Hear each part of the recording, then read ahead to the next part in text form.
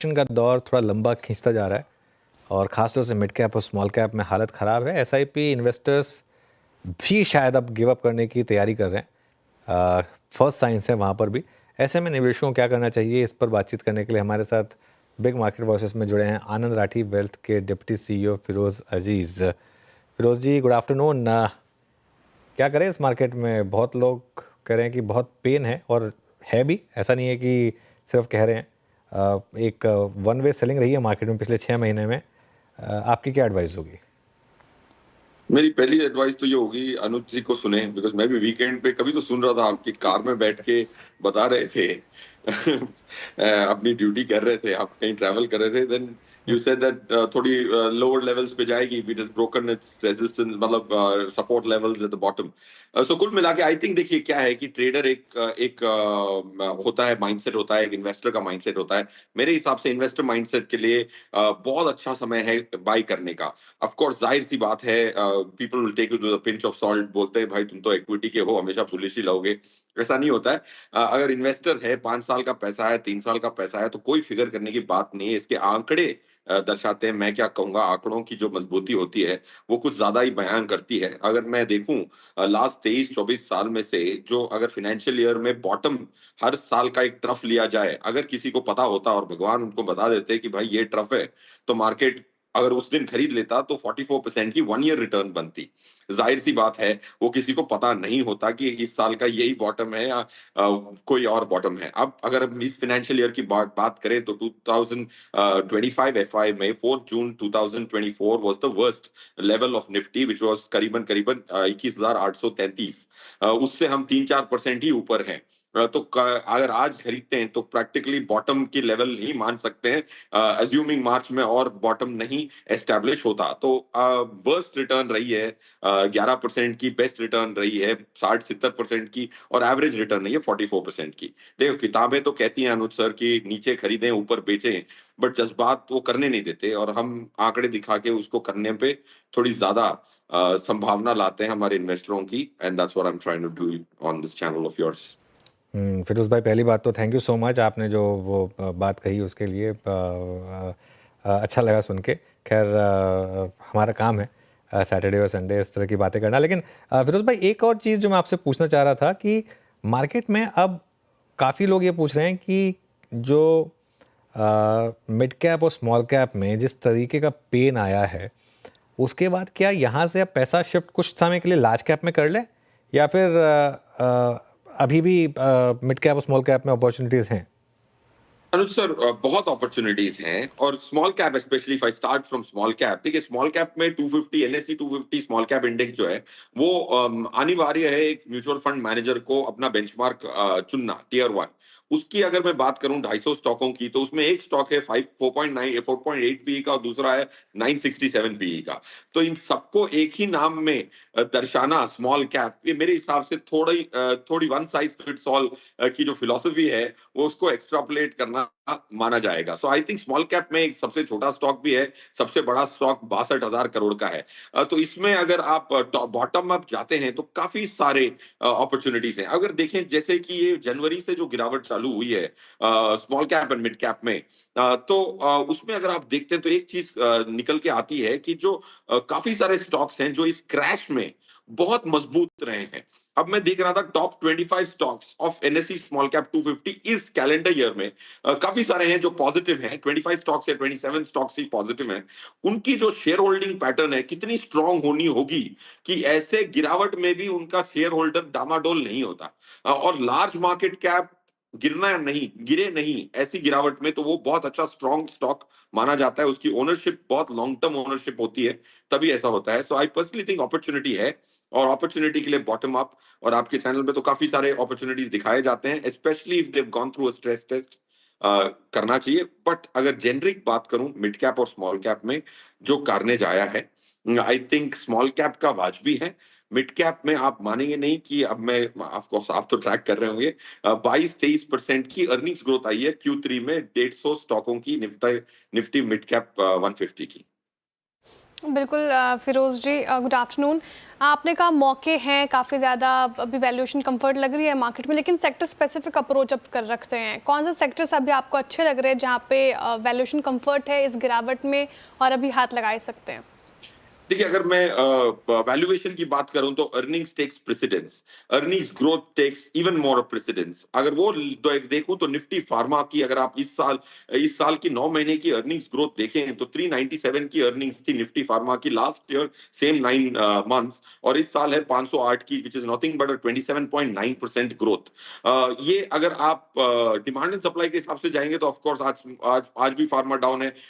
मेरे आने से पहले भी फार्मा स्टॉकों का जिक्र हो रहा था। तो मैं कहता हूं अगर आप वैल्यूएशन देख रहे हैं तो बॉटम ट्रफ को पकड़ नहीं पाएंगे, अर्निंग्स को पकड़ें और 6-8 महीने की वेट करें और वो ट्रेंड रिवर्सल होता है।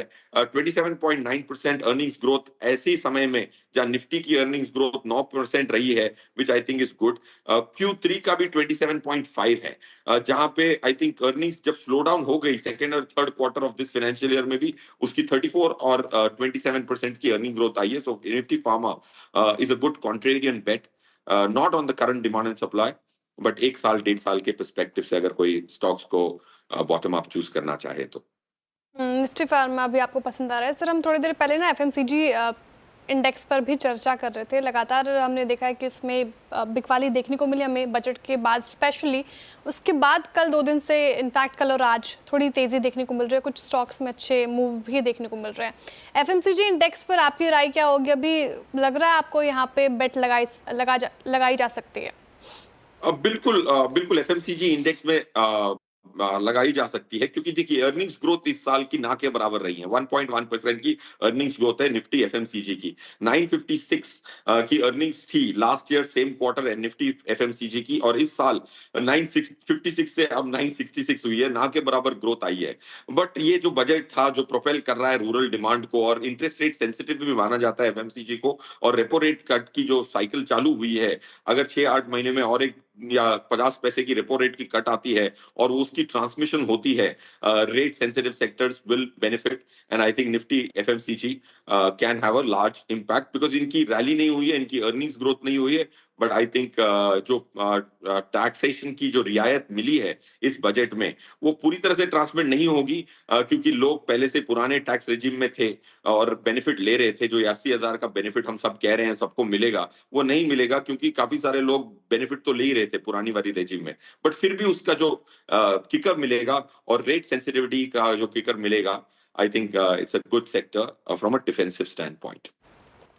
ओके फिरोज भाई, ये आईटी जो खास तौर से मिड कैप आईटी में बहुत बड़ी गिरावट आ रही है। अब आईटी इंडेक्स भी 200 मूविंग एवरेज के नीचे। जो यूएस में रिस्क बन रहा है वापस स्टैगफ्लेशन का, क्या बड़ी गिरावट आ सकती है यहाँ पर? और मेरा सवाल ये होगा कि क्या अभी मौका दे रही है वापस री एंट्री का? I think Anuj sir, for what ever its worth, मेरे हिसाब से और थोड़ी पेन बाकी है। ये री एंट्री का अभी भी मौका नहीं है मिड कैप आईटी में स्पेशली। अगर आप देखें तो काफी सारे एफआईआई पोजीशंस बिल्ड थे मिड कैप आईटी में, और एफआईआई के 2 किस्म के होते हैं, जो लॉन्ग टर्म वाले इंडेक्स वाले होते हैं और दूसरे होते हैं जो आप करते हैं या फिर हेज फंड्स होते हैं। वो बहुत जल्दी से एंटर करते हैं, बहुत जल्दी से एग्जिट करते हैं। मेरे हिसाब से अभी भी उनकी जो एफआईआई होल्डिंग है that's not got normalised to its initial level of 1 Jan 2024। तो मेरे हिसाब से अभी भी मैं कहूंगा कि थोड़ा वक्त और देना चाहिए मिड कैप आईटी की। अभी भी एवरेजिंग आउट का समय मेरे हिसाब से, like I said, for whatever it's worth, is not come yet. बिल्कुल। बहुत सारे सेक्टर्स की बात की हमने, फिरोज जी, निफ्टी, एफएमसीजी, फार्मा, आईटी, लेकिन एक बड़ा तबका है जो कंफ्यूज रहता है, stock market versus mutual fund. और जब मैं मार्केट का पंचनामा भी करती हूँ तो काफ़ी ज़्यादा सवाल आते हैं सोशल मीडिया प्लेटफॉर्म्स पे भी कि अभी जो मूड माहौल है मार्केट का, ऐसे में फाइनेंशियल मार्केट में एंट्री कैसे की जाए, स्टॉक मार्केट के थ्रू या म्यूचुअल फंड के थ्रू? हालांकि आप दोनों कवर करते हैं तो आप ज़्यादा बेहतर तरीके से समझा सकते हैं कैसे एंट्री की जाए फाइनेंशियल मार्केट में। मेरे हिसाब से श्रीजा जी, देखिए क्या है, माइंडसेट की बात है। अगर आप ट्रेडर हैं तो आपके पास तो कोई चारा नहीं है, तो डायरेक्ट इक्विटी ही करनी है आपको। मेरे हिसाब से अगर आप 10 ईयर इन्वेस्टर हैं, आंकड़े कहते हैं कि जैसे हमारे पास काफी सारे क्लाइंट हैं, हमारे पास एक ब्रोकिंग कंपनी भी है, तो हमने देखा कि टॉप 100 क्लाइंट्स जो 10 ईयर कि ओनरशिप जो ट्रांजैक्शन वाइज उन्होंने, समझो कि एक क्लाइंट का, मैं कल ही प्रेजेंटेशन कर रहा था, 1012 ट्रांजैक्शन उन्होंने खरीदने के किए हैं और कुल मिला के 300 बार ट्रांजैक्शन किया है सेल का लास्ट 10 साल में। तो अब ये मैंने ये देखा कि ये अगर हर ट्रांजैक्शन करीबन 1300 ट्रांजैक्शन उसी दिन निफ्टी पे होते तो क्या होता। तो ये अमीर होते अगर ये सिर्फ निफ्टी करते तो। अगर ये एनालिसिस अगर सब कोई कर लें तो सिर्फ 10% लोग ऐसे निकलेंगे ट्रांजैक्शन वाइज निफ्टी को बीट कर पाने वाले, सिर्फ 10% निकलेंगे। वो 10% जिनका टेम्परमेंट है कि वो निफ्टी को बीट कर पाए, एटलीस्ट निफ्टी को तो बीट कर पाए, वो पहले ही डायरेक्ट इक्विटी करें। बाकी के लिए डायरेक्ट इक्विटी लॉन्ग टर्म के लिए समाधान नहीं है, क्योंकि वो मेजर नहीं करते। ना कि ब्रोकर आपको निफ्टी की अल्फा देता है, म्यूचुअल फंड की अल्फा देखते रहते हैं और खुद की अल्फा कोई कैलकुलेट करने के लिए तैयार नहीं है। जब हमने ये किया, 100 लोगों की हमने सिंपल रैंडम सैंपल लेके की, तो 93% वो under performing are Anand Rathi recommended model mutual funds and 82% under perform Nifty. वो 18 लोग जो निफ्टी को बीट कर रहे हैं वो फिर भी करें, बाकी 82 इस भ्रम में ना रहे कि वो निफ्टी को भी बीट कर रहे हैं। मेजर करें और मैथ से आंसर लें, ना कि मुझसे। ओके, बहुत अच्छी बात कही। और सिंस आपने बात कही ही है तो ऐसे ही शानदार एनालिसिस के लिए आप जुड़िएगा हमारे साथ मार्केट गुरुकुल में, क्योंकि फिरोज़ भाई वैसे बहुत कम करोड़पति लोग होते हैं जो अपना सीक्रेट शेयर करते हैं, बट फिरोज़ भाई शेयर करने को तैयार हैं। तो वो बता रहे हैं कि कैसे करोड़पति बना जाए। क्यों फिरोज़ भाई, सही कह रहा हूँ ना? बिल्कुल Anuj ji, it was one of my most entertaining weekends to spend some time with you. Last time market Gurukul season 1 में बहुत मजा आया था मुझे। आपने मुझे बहुत थॉट प्रोवोकिंग चीजें कही थी, मेरे एस्पिरेशंस बड़े थे। अगली बार वापस 22nd 23rd मार्च को है। I am really looking forward to it. बिल्कुल। तो देखिए, अगर बनना है करोड़पति। अच्छा फिरोज़ भाई, वैसे अब आप मजाक उड़ा रहे हैं हमारा, मतलब इससे ज़्यादा क्या इंस्पिरेशन होंगी आपकी? अब भगवान अगर ने सब कुछ तो दे दिया आपको। अब भरी महफिल में अगर मैं कहना चाहूं तो आपने मुझे कहा था फार्म हाउस लेने की आपकी चाह है, मैंने खरीद भी लिया अलीबाग में, और मैं अपने पेरेंट्स को मैसूर से मूव करने की फिराक में हूं। So I really grateful to you. अरे हमें तो नहीं इनवाइट किया आपने। अब बन जाए सर, फिर आपके लिए तो वो हमेशा खुला होगा दरवाजा।